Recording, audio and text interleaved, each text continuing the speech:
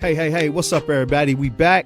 Welcome to the Conversations with Cogee show. We back. I really want to thank Mr. Jarrett Adams, who was on. Me and him just got through talking on the phone. I mean, we've been talking ever since we got off. We got a lot of great things that we definitely going to bring, to the community, to the world. But it's a lot of things that we have to do to save our youth.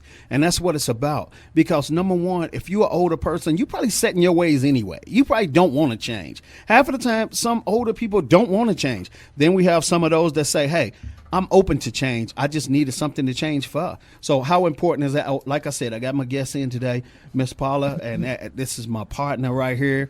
This is somebody that I talk to off the air, and I really get deep about my life and different things that I'm going through, and she has always rooted me on with these shows.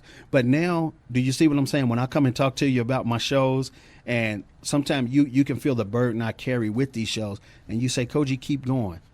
But now you see the extent of what I'm talking about, all the pressure of these shows. How important is it for everybody as a community to keep going, though?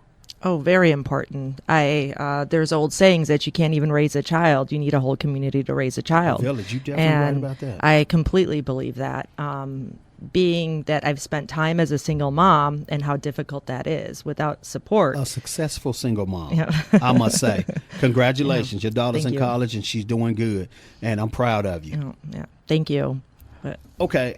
People don't know me off the air. A lot of people don't hang with me. I don't hang out. I don't go to parties. I ain't doing drugs. I ain't drinking. None of that. I'm on a mission. Am I the same way off the air? You know me. Yes, you are. Whenever we talk, am I talking about the shows? And I always say, well, what do you think can help the situation? Yes. Yep. I'm always asking for solutions because sometimes I'm so deep in these shows that I can't see outside of the show sometimes like you can. Now, Miss Hanan, thank you for being in today. You always here trying to support and definitely throwing your love line out there. So I want to ask you also, how important is it, Miss Hanan, for people to rebuild and stick together and just help your fellow man? Thank you, Cogee. But I'm welcome. happy to be here all the time. You know that. Appreciate you.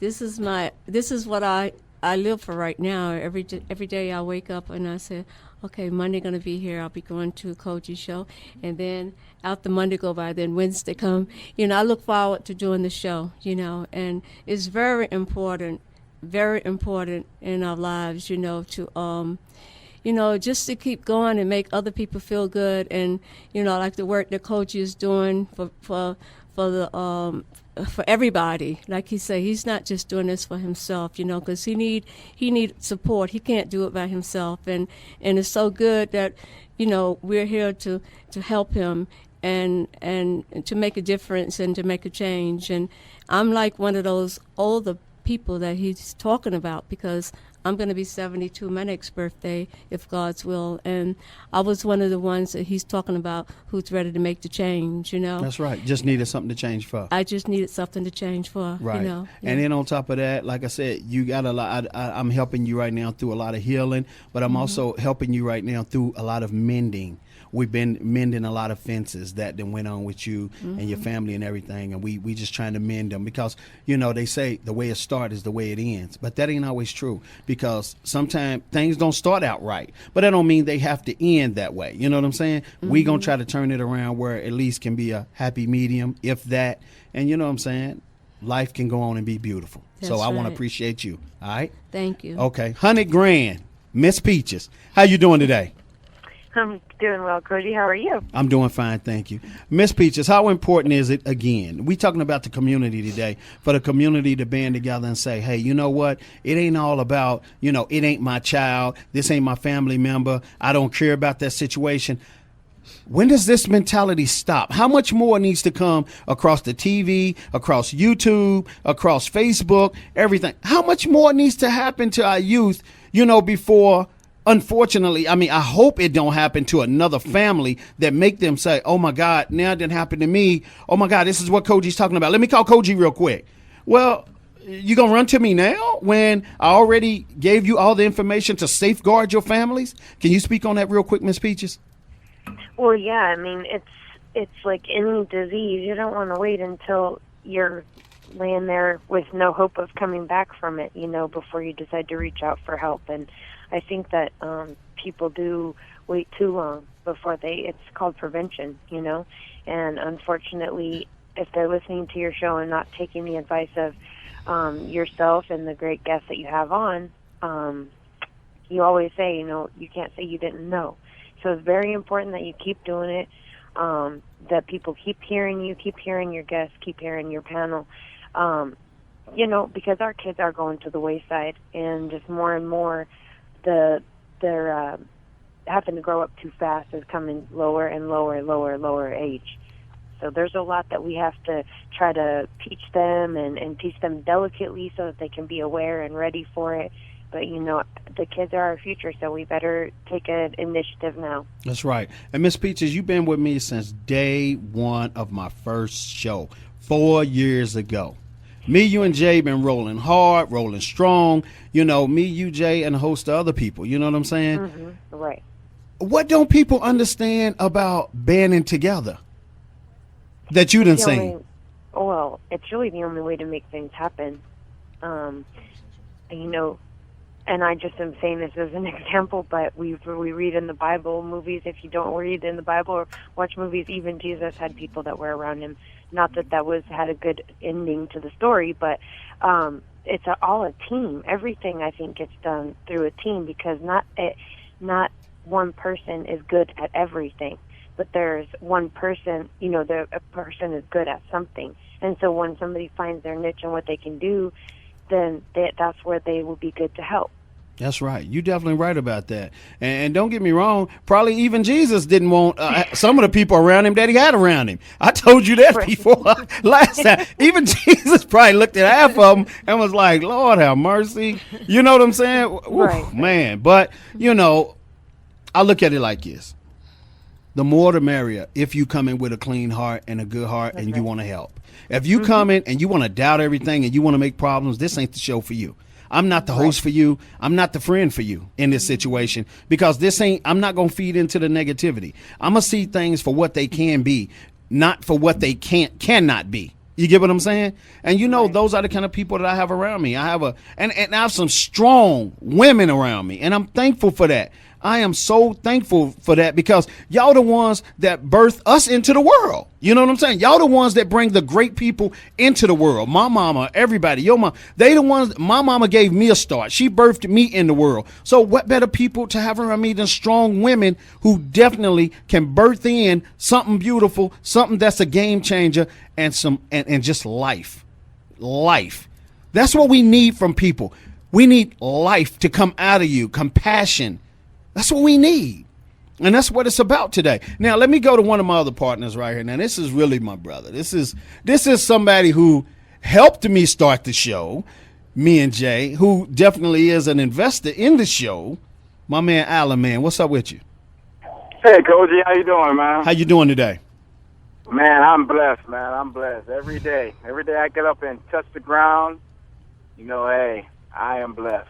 Alan, man, you've been with me since day one, my first show. And you all the way across the world, and you pick up the phone, and you really never miss a show. Why is it so hard for other people to have that dedication to this cause and helping our exonerees and just being a part of a positive movement? What have you seen is the problem? I don't think they have the love or the heart that we have, We have the heart, and we love people. We love the village. We want to help. We can't not help because it's in us. Right. It's part of our life. It's part of who we are. Right. If we don't help someone where we know they need help, then it'll eat us up. We'll feel guilty about it all the time. Right. And then, here's what I run into a lot, Alan, man. I'm gonna stay with you for 1 minute. This is what I run into a lot. I watch a lot of parents' children get in trouble. The parents talk to me. It's almost like I'm the last resort. They come and talk to me, and then they go, well, Cogee, nobody's helping my child. Well, what did you do? Who have you helped? Who have you went out on a limb for? You get what I'm trying to say? Absolutely. This is something that I see with a lot of parents. I see a lot of them, they ain't practicing what they ask for and really ain't practicing what they preach. No, they're trying to put the blame on somebody else. That's the easiest thing to do. Yeah, the blame's on nobody but you. Because you know what? Every day your kids go to sleep in your home. They wake up in your home. They do their homework in your home. They eat in your home. They do everything at home. They're at home more than they're anywhere else in the world. That's right. But let me say this. With me doing the Hands Off Our Children show, one thing I do know for a fact, a lot of parents are not home with them all the time because we have these single moms who have been left alone and they have no choice but to do what they got to do. Work 2 or 3 jobs. I work 2 jobs. Sometimes they only see the children, give them a kiss on the head while they still sleep because they got to get to work, and then tuck them in at night when they get home. And that's about all they have far as a relationship with them and talking to them on the phone while they at work on their lunch break and everything. But the thing about it is, I think as a village, more grown men have to step in, and we got to honor these single women and single fathers. We got to say, you know what, when we see a young lady on our block and she knows us and we speak to her all the time and she know we ain't creepy and we ain't weird or nothing like that, and we really just want to help. I mean, sometimes initiate that help. Some women won't take the help because nobody has ever asked them to help. So they feel weird when somebody can give them that help to help them out with their children. A lot of these children that's going down these roads and is getting in trouble while we got these falsely accused shows, they don't deserve to be in prison. Some of them ain't been taught. Some of them ain't been having that time put in them by wise people of the community, leaders of the community. But the thing about it is, half of the time they getting celebrated by people who definitely do the most dirt in the community. And why do they look up to those people? Those people are definitely congratulating them, even if it's on dirt. You're doing a good job selling this. Are you doing a good job selling that? Whatever you're doing, but they getting celebrated. They getting, somebody feels proud of them. Why can't we have somebody out of the street and somebody that's of a certain stature look down and say, hey, let me take these couple of kids under my belt. You know what I'm saying? Let me show them a trade. Let me definitely put them in the right area to do something where we don't have to keep running against this court system as much. Because I think once you know well, you should do well. You get what I'm saying? Now, that ain't everybody, but it goes back to what I said. A lot of children will tell you, well, in my circumstances and where I done grew up at, I ain't had the luxuries of learning this, learning that. I only done been out of my neighborhood and been, over across town 3 times in my whole life. So sometimes if you can't see outside your household and you can't see outside of your neighborhood, you only know what you know and you repeat what you see in your neighborhood. You repeat your environment. Sometimes it don't make a child wrong. If they don't know, they don't know. But once we teach you on this show and we uplift you and we give you, a mind moving situation, you need to move with your mind. That's what I'm talking about today. Definitely enlighten people to make them better. And that's what our guest in this second hour is definitely going to talk about, enlightening the mind and definitely giving people something to think about. You know what I'm saying? Now, it's choices in life. And with our guest that's ready to come in, like I said, it's definitely choices in life. And that's what Mr. Charles C. Miller, he's definitely going to talk about right now. He's going to test, what you think about yourself, and how do you see yourself? And sometimes the way you see yourself is the way the law and court systems and everything, that's the way they see you. So this is really going to be a deep hour. I really want y'all to listen. And like I said, my team, everybody knows that we all going to ask questions in the end. And, we definitely, we need to speak for the community. We need to speak up. We need to quit staying in our comfort zones and say, oh, well, no, I'm just not going to say that. I'm just not going to listen. Well, if you hear something and it can change your life or something you don't agree with or something that can definitely stir up conversation because it's real. See, these are game changing shows. You might listen. You might be riding in your car right now. You might be doing anything you're doing because we streaming worldwide. We everywhere around the world.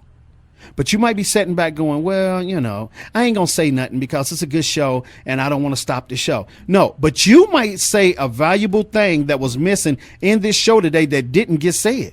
I want everybody to stop feeling like, well, maybe I shouldn't say nothing. No, it's your responsibility to speak up. And that's definitely what Charles C. Miller is going to talk about in this hour. We got to definitely step up, and we got to definitely feel like that we not in a statistic.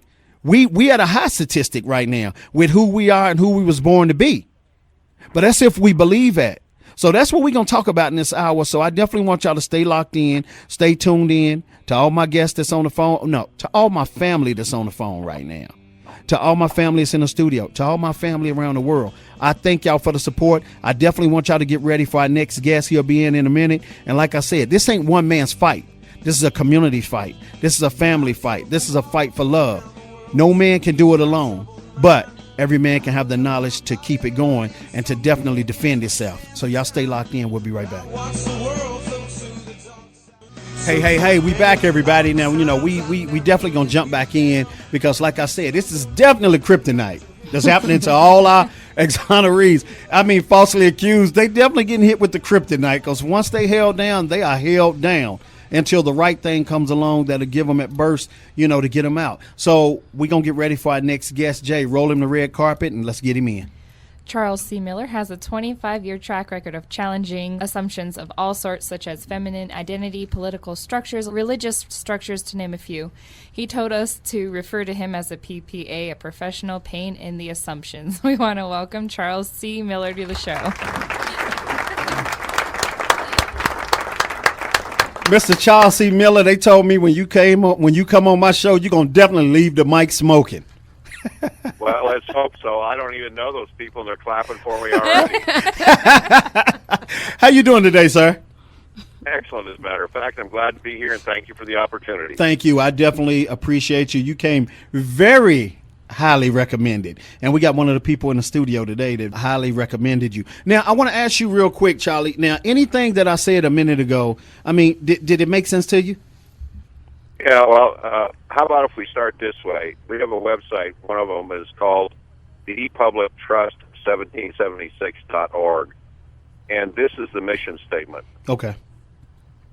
The One People's Public Trust 1776 is real. It exists. It has a form. It moves through individuals operating within its powers. The public trust has life and is recognized worldwide by all jurisdictions, be they political, such as government, or royalties, ecclesiastic, such as churches and religions, commonly such as banks, trade and finance, or their franchise parties, the systems that support the commercial slavery. This is a fact in 1776, a declaration that shocked the world, which has been accepted as a clear, simple statement of truth. The one people spoken of in the Declaration includes all men under equal creation. The public trust created under the Declaration of 1776 is very simple in concept. Stated in elegant simplicity, open for any one of the people of Earth to sign on to, stand under, and live within. The concept.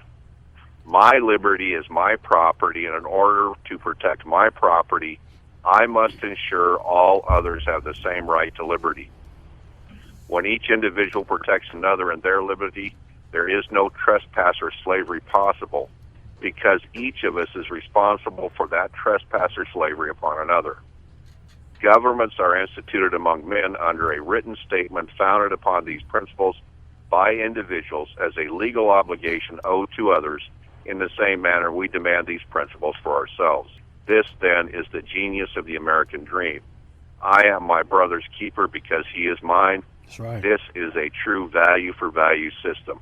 There is only one race on the planet, and that is mankind. It matters not our location. Okay, Paul. Your phone's fading out, Charlie. Oh, I'm out in the country, so I apologize. Oh, okay. I can hear you now. I can hear you loud and clear. That statement says it all. I'm glad to meet you, brother. Oh, you know what? Same here, and I definitely mean that. You know what? Now, let me ask you, Charlie. So, you basically, what I heard is that people of every color are under slavery. Is that what I heard? What we describe it as is very simple. The legislatively created statutory commercial enforcement system for the purpose of managing human capital. Okay. And if you really understand that, here's how it breaks down. The original state constitutions and all the subsequent There is no legislative authority granted to anyone to legislate over the people. So we stand under the common law and equity, which created those documents. Right. We created the government, and we have a hierarchy that we use to explain this. First of all, there's creator. A name is a name, a rose is a rose, whatever you want to call it. Okay. Second of all, there's me. Third of all, there's us. Fourth of all, there's our agreements. Fifth of all, there's memorialization of our agreements. Sixth of all is the government created under that agreement, the Constitution. Seventh is the branches of government. At the sixth level, that government that we created the federal government. In other words, the states are the creators to the Fed. So if the states did not have power from the people to legislate over the people, where did the feds get it? And the reason this is so simple to understand is this. Cogee, do you hold the authority to tell me to beat my girlfriend on Sunday afternoon in front of the church? Or to shave her head bald on Monday morning at the courthouse steps? No. If you don't hold a power, you can't assign it to a government, could you? That's right. It's that simple, isn't it? Right. I get what you're saying. So the principles we work with, we have a few ironclad setups. One is principles first, facts second, law third, procedure fourth. Okay. And the rest of the world is still trying to figure out somebody's lying procedure before they get to the anything. So all law is contract, all law is agreements between the parties, and all law deals with property rights. So who do you know that can tell you and show you that they own themselves? Anybody? Well, I mean, I get what you're saying, but I feel like I own myself. But I get what you're saying. Well, you can feel that all day long, but do you have a document that the government will recognize saying so? No, I don't. Why not? I don't know. You gotta break it down to us. I mean, you getting deep. You gotta give it to us like a fourth grader right now, because you really getting deep with what you're saying. Break it down to the listeners. Well, the government. Okay, maybe I can explain it this way. When you go into a traffic court and they hold you as a subject, are they treating you as property and subject to their rights? Of course they are. Right. So in other words, if you're subject to anything without your consent, you're property, right? Right. Property cannot contract. Property can't. A slave can't contract, can't own property, and can't state a claim. So where's your master in that traffic issue telling you that you can raise hell? Now, if you have a document on file that the system has to recognize that you own yourself, my oh my, does that change the nature of the equation? So basically, if you own yourself, you can't be charged for nothing, right? Is that what you're trying to say? I would suspect it will go that far. The next question is, do you have the integrity morally and personally to be able to pay whatever price it takes to be a free man? It's the only question to answer. There's only two choices in this life: stand up or bend over. That's right. And a lot of people are taking it right now, as we can see. Definitely. Well, if you look at the American experience, gender, race, national origins, and religion have all been used to divide the concept of one people. Why? The only reason that works is we don't know who we are. We are one people standing under liberty. And as soon as you stand under that, the nature of the equation changes, doesn't it? Yeah, you're definitely right about that. So it's even like, okay, Charlie, let me ask you this. When you see a lot of people that's having marches and they doing a lot of stuff like that, half of the time they don't even get to the point of what they're marching for. Am I right or wrong? No, they don't understand anything. Right. Okay. In my estimation, and I've been involved in that stuff back in the 60s and 70s, Occupy in 2010, I wrote some pieces for them that they refused to use in L.A. They could not identify their own points in a clear, concise manner. Right, that's what I mean, definitely. So how much value is there in that? All they're doing is expressing their anger and frustration, which is great. I like that. Right, but no solutions. At least they're doing something. Right. But let's all get on the same page. Why don't we identify what the core of the problem is together? I agree. And define a solution that works for everybody together. That's right. Right. In our estimation, there's only two issues that we need to address that will solve 90% of the problems of this country and the world. One is the corrupt bank issue that holds everybody to slavery, and two is the enforcement system, the bar in this country, the judicial system that enforces that slavery. If you deal with those two issues, how many other issues get solved? Right. Well, let me ask you this, Charlie, because like I said, I definitely want you to take our listeners to school right now today, and that's why I definitely wanted you to come in, and I want to ask you this question. When people are marching or people are standing up for their rights, even if they come up, even if they all band together with other people and they all come up with a great idea that can change everything, how do they get it?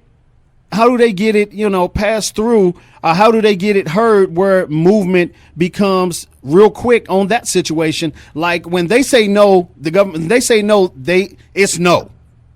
So how do people do it without violence, without, starting fires and all kind of stuff like that? How do we do it on a classy note to get something passed, to keep peace, but to bring, justice to our own plan? Well, to me, it's a very simple process. First of all, you have to understand that the servant, which is government employees, can never exceed the master. If you approach them with that attitude and you request that they show you their authority to regulate you in any way and they can't do it, then I look them square in the eye and say, you're a slaver then. And you're operating your slavery at the point of a gun to that cop out there in the street. Right. Now, you just put him in a bad position. You're telling this man in order for him to get paid, he's got to perfect your slavery on me. Now, what kind of risk did you put him at? So what this really comes down to, in my mind, is the court of public opinion is the highest court in the world. Okay. The more people that you have voicing the same issue in the same manner, things get solved in a hurry. Look at history. Right. I lived through the 60s. I lived through the 70s. I've been in federal prison. I spent damn near as much time in the hole as I did on the yard. I sat in a prison chow hall in a medium federal prisons, and anybody, black, white, Mexican, it didn't matter, could sit at my table and I could sit at theirs. I walked my own line. I hear you. Everybody recognized that. Right. The racism in this country was never an issue of race, it was an issue of property. Right. So why are we letting all of these fools confuse us with their rhetoric and their language rather than dealing with the simple principles and clear statements to each other? Okay, you know what? Now, let me ask you this. Jeffrey, I want you to get ready because I'm coming to you, Jeffrey, right after this, what I'm going to ask Charles right now. Charles, let me ask you this question. You said that even when we get pulled over, we really don't have to show ID. You have said it before, right? The law says that you have to identify yourself. Yes, I'm Charles C. Miller. I'm the original. Right. Right. Okay. What I do is this. Am I being detained or am I under arrest? He says, no, it's for whatever reason. Then I ask him, who do you work for? Oh, I work for the city, the county, the state, or whatever. Who signs your paycheck? City, county, state, or whatever. Well, fine. Thank you very much. I refuse to cooperate or contract with the corporate entity that you work for, and here's my fee schedule. They can't force me to contract with their private corporation. Now, and my whole government, thing. Okay, go ahead. Government is a private corporation for profit. Go look at the charters. Right. It says that right in Dun & Bradstreet. Private for profit corporation. Right. Well, now this is the way I look at it, me being a black man. When you get pulled over and you tell them you're not going to respond, history has shown us what can happen, what will happen. You get what I'm trying to say? Now, I understand standing up for yourself and all that. Okay, I'm 100% with that. But sometimes is it worth what's going to happen to you and you could get killed? You get what I'm trying to say? Maybe that's why some people don't go through that. They have a fear to stand up like that, to stand up for that, because it goes back to what you said earlier. Either you handle your business or you bent over. Now, one way, excuse me. That's right. To me, this is very simple. Okay, wait a minute. Hold on. Let me say this real quick, please. I want you to hold your thought 1 second. And Jeffrey, get ready. Now, my thing is, on this show, I want people to have their own train of thought, and I think people should think for themselves. But with us black men, when we get pulled over, and we already proven guilty, from the pullover anyway. You know what I'm saying? To me. And I done seen it happen a lot. Now, to roll down your window and tell a cop, I'm not responding to you at all. Okay, get out of the car. You get out of the car, put your hands behind your back. Well, no, I ain't put my hands behind my back. I don't, all the questions that you said to ask, they ain't hearing that, Charlie. That's the thing about it. They are not hearing that. It depends on what cop you run across, but a lot of cops that I done seen, they feel they gonna do their job, and they feel like you are being disrespectful or you are not cooperating. So all I'm saying is, when somebody makes this move to do what you said, they need to know probably the proper things to say, because it depends on, to me, what color you are, that it might work for you. I done seen different TV shows where it could be a white person that will cuss a cop out tomorrow morning, and they'll still give them the ticket, and the person will tear it up, throw it out of the car, and speed off. Now, a black person do that, the news will have a whole different show and topic on that situation. Am I right or wrong? You get what I'm saying? And I'm just keeping it real. I'm not discrediting you by no way, no form. But I'm talking about the people that I know are in harm's way if they try it a certain way, if they don't know the proper way of saying it. You get what I'm trying to say? Well, I agree completely that, do we have that problem in this country? Yes, we do. Yes, we do. But let's define what that problem really is. Okay. Okay? Is the problem the color of the skin? Or is the problem the systemic operation to use that against all of us? Okay, now that's a good one. I'm glad you said that. So now, it's a good game of chess with me and you. I like this right now. I like you. Now, what I mean by that is, okay, that's a good move, what you just said right there. But the thing about it is, I think it all comes down to power. It comes down to power. You're not going to do what I asked you to do? Well, you gonna do what I asked you to do, or it's consequences to be paid, and that falls right back under of the conversation of what you said earlier. You get what I'm saying? Well, okay. Let's look at this in another manner. Okay. Let's say that you're a black man in L.A. and say 1979 or 80. All right. Okay, I got a friend that's in prison for 22 years on an illegal charge that he wasn't even associated with the murder charge, and he's still doing the time for it. Falsely accused. Okay, yeah.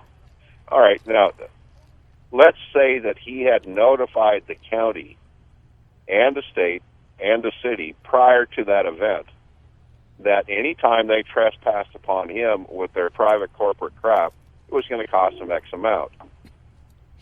And he had associates like you or me, right, that would stand with him, right, to enforce that. Right. What level of protection did he just create for himself? Now, I can say I've done this. I had a friend in federal prison facing 32 counts of commercial bank fraud charges in the feds. Right.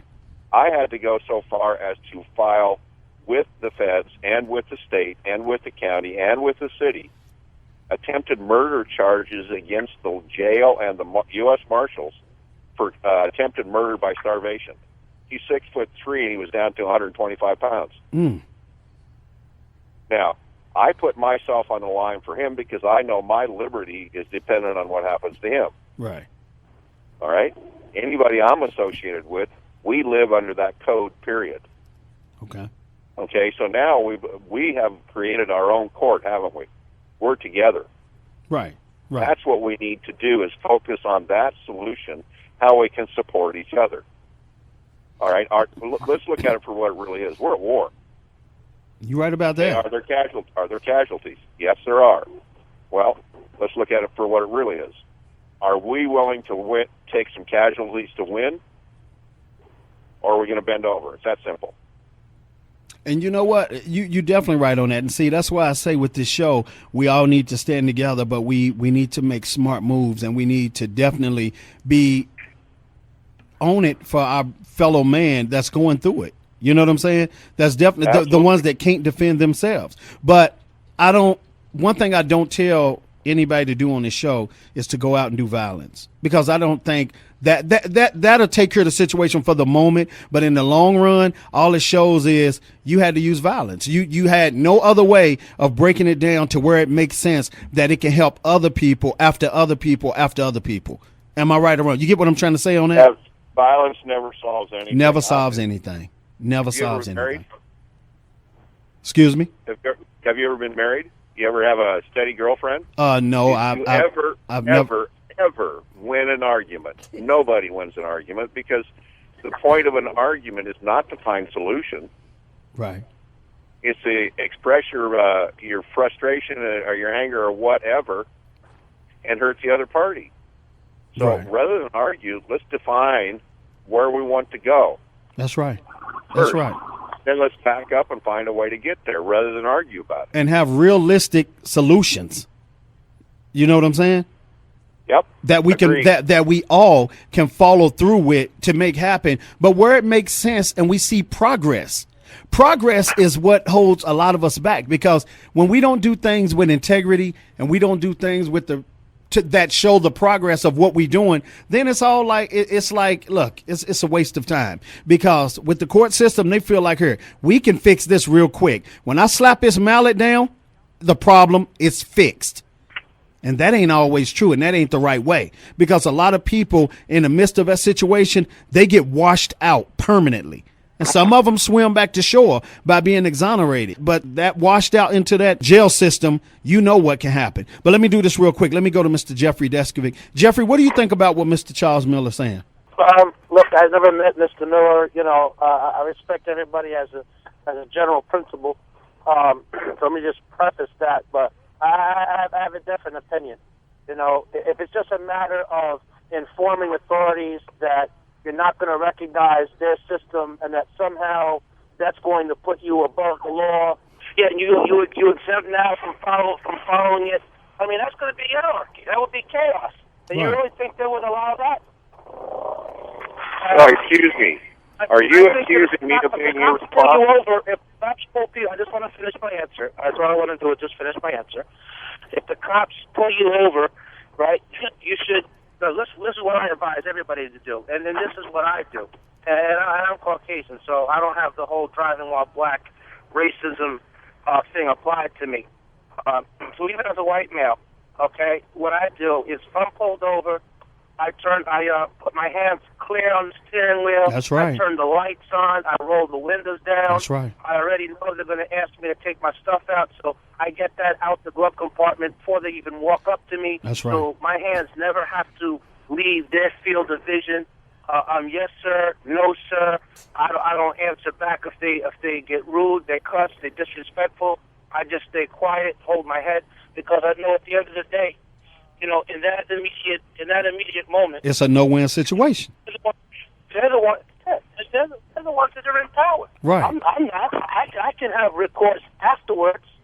I can try to file a case afterwards. I can complain afterwards. But in that moment, it's a no-win situation, man. And you don't want to give them an excuse, man. They're only too happy to pull the trigger. You know, they're only too happy to arrest us. Right. And then say, you know, blame it on us from the beginning. And Mr. Miller, one thing. Wait a minute. One thing I want to say to you, Mr. Miller. No, we're not discrediting you at all, but we're only saying what we've been seeing and what we've been dealing with. We end up losing, or we end up fighting a court case, and sometimes it can drag on so long. But I do get what you're saying, Mr. Miller. You're saying, but we have to stand up for ourselves so people can learn and they can know that you can't just do anything to anybody.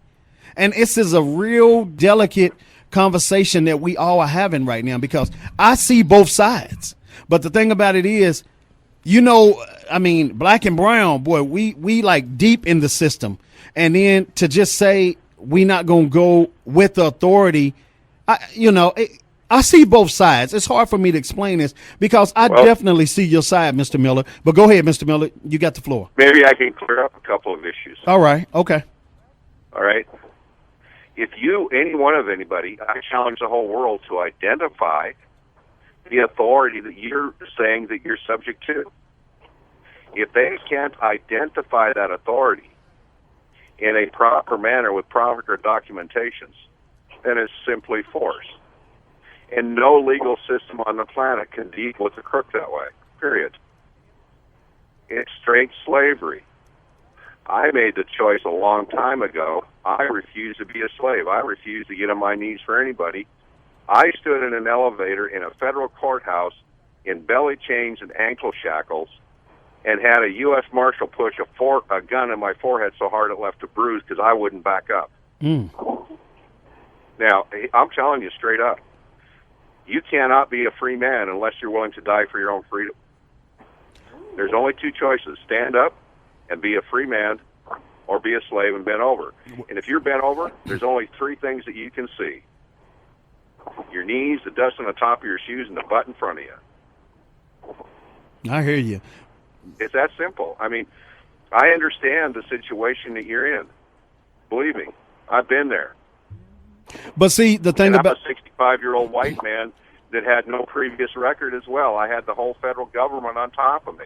But see, the But thing the about bottom line is you got to make the choice yourself. right, and see, that's why I said early in the show, all these decisions are based upon what you want to do. Don't take me, you, and Jeffrey's advice and just run with it, and then something go wrong, and you say, oh, well, Charlie Miller and Cogee and Jeffrey Deskovic, oh, they told me to do this. No, we had a show today. We brought out a lot of points on a lot of different stuff, but at the end of the day, you are accountable for your own decisions. And we won't. Right. I won't take responsibility for something that somebody go out and do and say they heard it on the show today and we told them to go do it. No. We're giving you insight and advice. But Well, here's the issue. See if you. I think you'll agree with this point. When I listen to someone else and I act, or I become subject to someone else, I'm not myself. I'm someone else's representation of what I should be. Okay. To me, that is the ultimate breach with my Creator, because I was gifted with this life to be me, not someone else or what someone else thought I should be. And I refuse to be in breach with in my life with my Creator.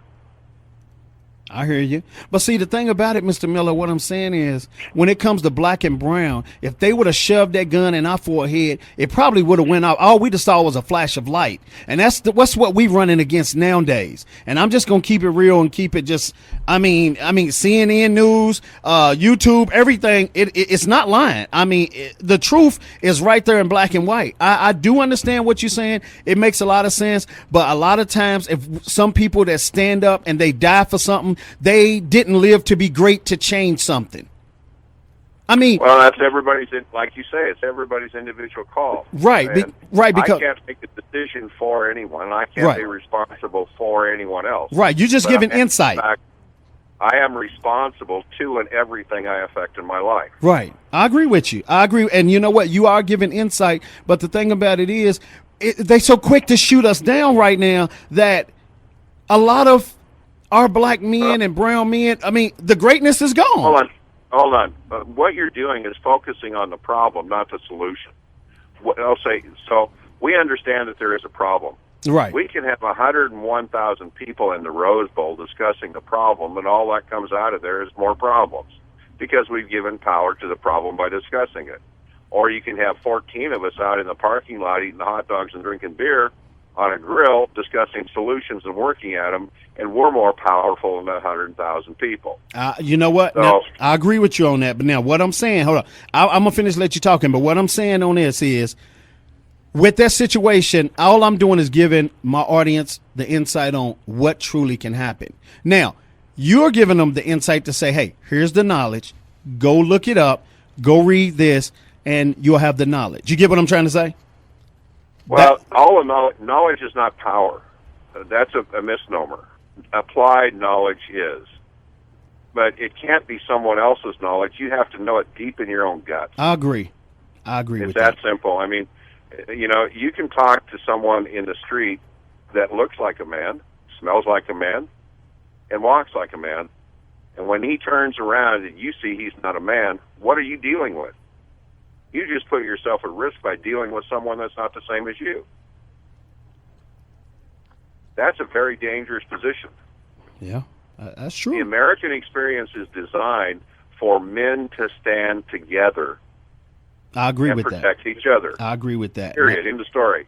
Now, when I say man, I don't mean just men, you know, with the male gender. this is not gender specific, it's mankind in general. Right. Women have a different role in our society. They're there to foster our future and train our children correctly in how to be men. The whole system was designed to destroy that management of human capital, and they started at the cradle. And they've used their school system, the whole works, all the way to the present moment to get the management system in place. There's very few of us now that are willing to fight that management system, and we need to stick together. I agree with you, and that's why I do these shows, where I definitely bring people together, and I constantly say, this is not one man's fight. This is not one man's fight, not by far.